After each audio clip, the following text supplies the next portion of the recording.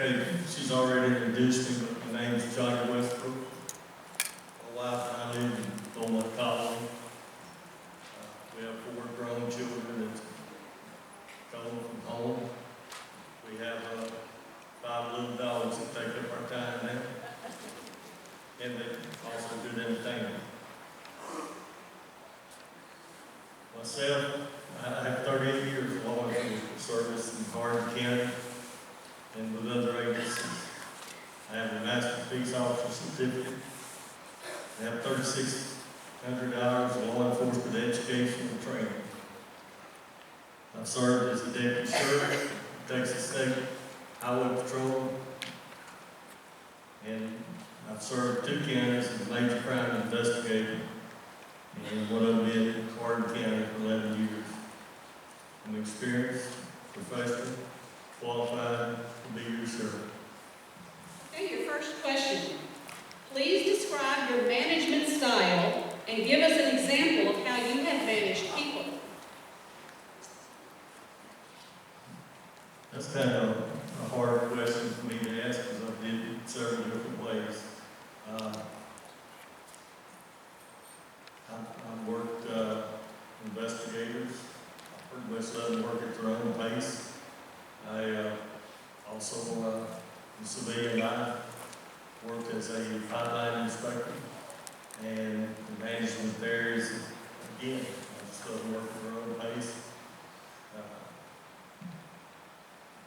Worked out pretty well. Okay. Your next question. The Supreme Court decision of Brady versus Maryland, which is sometimes referred to as the Brady Law, ruled that withholding evidence violates a person's rights of due process. How do you incorporate this in your professional ethics? I would never withhold evidence. I would, present the case as it is. All evidence should be presented. Follow proper channels. Okay. Thank you. Have you ever had to make a difficult stand that had personal consequences?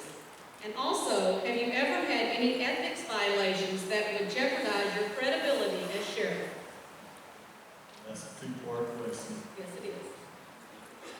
You can do whichever part first. Read the first one again. Okay. Have you ever had to make a difficult stand that had personal consequences?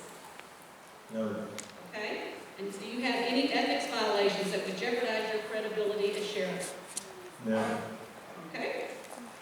What specifically do you believe needs to change about the way the Sheriff's Department operates? And that might include technology, and also briefly discuss the important relationship between the Sheriff's Office and the DA's office.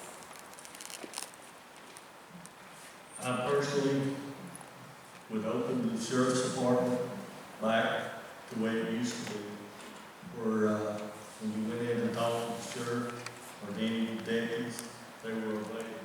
They weren't behind locked doors, and you didn't have to go in and ask to see the sheriff. He was pretty much available.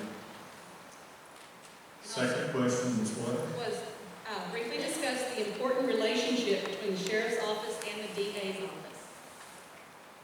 For the DA, for the Sheriff's Office to go work a case and to give to the DA, that DA has to have a working case for him to do his job.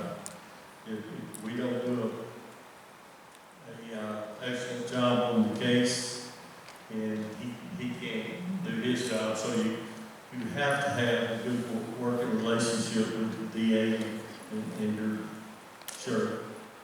Okay. Do you plan to add administrative positions that might be allowed by this budget or a future budget? And would you be willing to utilize more civilian employees, if allowed by the budget, in order to keep officers on the street and in the community more?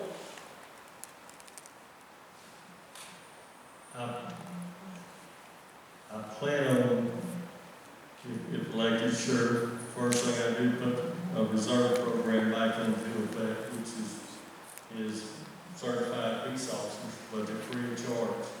So, and yes, I do, as far as hiring civilians, if the budget would allow it, And if it's needed, yes. Okay. And your last question, how would you best address constituent complaints such as public noise, trash dumping, illegal fireworks, pet hoarding, pet dumping? How would you handle those constituent complaints? Same as usual, go out and talk to them. Try to do my best to negotiate a peaceful solution to get them to confirm with the law. And if that wouldn't work, then we go ahead and whatever the law says to do, that's what we do. Thank you. Now, you will now have 2 minutes for your closing statement. Start right now, as soon as you say your first word. I'm asking for your support and vote for sure. I'm a Vietnam vet.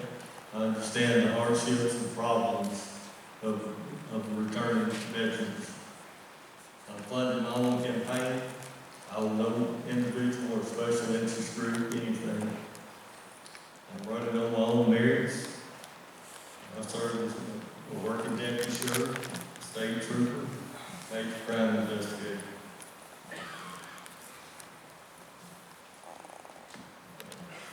When I take the office, I will situate the office of the sheriff where you can speak with me directly. You will not encounter locked doors or be screened by anyone. I will have the deputies work a complete 12-hour shift. They will begin and end their shift at the office where they will be briefed and prepared for their shifts. West County has always been ignored, or that's the way they see it.